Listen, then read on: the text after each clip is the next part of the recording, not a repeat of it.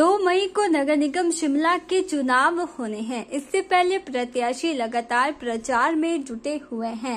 नगर निगम शिमला के इंजन घर वार्ड से आजाद प्रत्याशी आरती चौहान ने कांग्रेस भाजपा की चिंताएं बढ़ाकर रख दी है। आजाद प्रत्याशी आरती चौहान को इंजन घर वार्ड में लोगों का अपार समर्थन मिल रहा है। आरती चौहान अपनी जीत को लेकर आश्वस्त भी नजर आ रही हैं। उन्होंने कहा कि बीते 5 साल उन्होंने लगातार आम जनता के हित के लिए काम किया। इंजन घर वार्ड में बड़े प्रोजेक्ट लगाकर विकास के काम को आगे बढ़ाया है। बावजूद इसके पार्टी ने उन्हें टिकट नहीं दी। उन्होंने कहा कि उन्हें पार्टी की ओर से टिकट न दिए जाने का मलाल है, लेकिन वह पूरे दमखम के साथ नगर निगम शिमला के चुनाव लड़ रही हैं। आरती चौहान ने दावा किया कि वह नगर निगम शिमला का चुनाव जीतेंगी और इंजन घर वार्ड की जनता की आवाज को सदन तक पहुंचाएंगी। वार्ड नंबर 18 इंजन घर से इंडिपेंडेंट कैंडिडेट हूं और मेरा यही अब एम है, हर घर पे दस्तक। मेरे वार्ड में 800 घर टोटल आते हैं। ऐसा कोई भी घर नहीं है जो यहाँ मैंने दस्तक नहीं दिए होंगे। अभी मेरा मेन एम अब यही फोकस रहेगा कि मैं हर घर जाऊं और अपना उनको काम गिनाऊं। 5 साल में मैंने अपने कार्यकाल में सदन से एक भी छुट्टी नहीं ली है। पब्लिक के लिए मैंने अपने पूरे 5 साल कुर्बान किए हैं।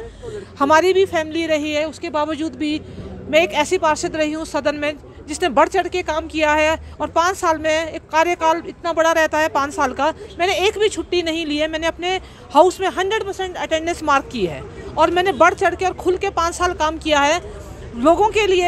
मैं अपने ही सदन में अपनी ही सरकार के खिलाफ 4 बार मैं स्ट्राइक पे बैठी हूँ, धरने पे बैठी हूँ और अपने ही सरकार में अपने ही मेयर से मैंने 3 बार इस्तीफा मांगा है। तो ये सब कुछ मैंने अपनी पब्लिक के लिए किया है। आज मैं अपनी पब्लिक से पास यही जाके बोल रही हूँ कि आप लोगों के लिए मैंने कोई कमी नहीं रखी है। मैंने काम किया है, तो आप भी मेरे लिए अब कोई कमी ना रखें। अपने घर से निकले 2 मई को 2 को और आप आइए और वोट कास्ट कीजिए। बात करें अगर बात की जाए, जो मेरे पेरेंट्स हैं वो बहुत सीनियर सिटीजन्स हैं। मेरे फादर की उम्र 74 है और मेरी मदर की उम्र भी 74 है।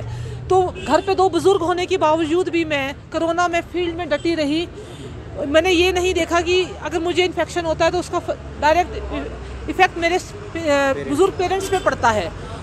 मैंने अपने पब्लिक को देखा कि उन तक घर तक खाना पहुंचाना है, कुछ बीमार थे उन तक मेडिसिन पहुंचानी है।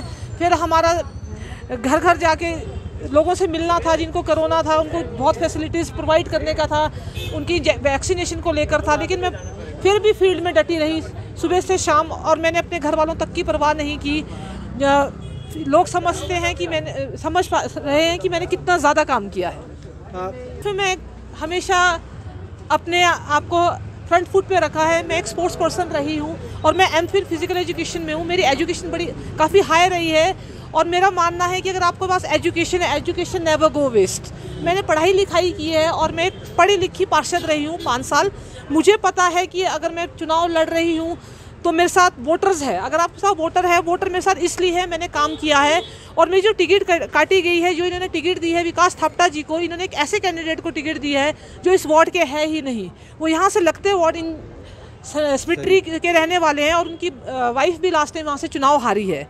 तो इन्हें बीजेपी को कोई ऐसा चेहरा नहीं मिल पाया अपने वार्ड से। अगर उन्हें टिकट मुझे नहीं देना था, अगर इंटरनल कटिंग रही है या मैं सरकार के खिलाफ पब्लिक के लिए बैठी हूँ, तो उन्हें कोई और देखना चाहिए था वार्ड में कि मैं पूरे बीजेपी में इंजन घर से कोई ऐसा कैंडिडेट ही नहीं था जिस पर आप ट्रस्ट शो कर सके और उसे आप टिकट देते, मुझे ना देते। आपको एक कैंडिडेट इंपोर्ट करना पड़ा रातों रात सिमिट्री से और आपने उसे टिकट दिया है। साल 2017 में भारतीय जनता पार्टी के समर्थन से जीतकर नगर निगम शिमला पहुंची आरती चौहान का साल 2023 में टिकट कट गया। उनकी जगह भाजपा ने हाल ही में पार्टी में आए विकास थापटा को प्रत्याशी बनाया है।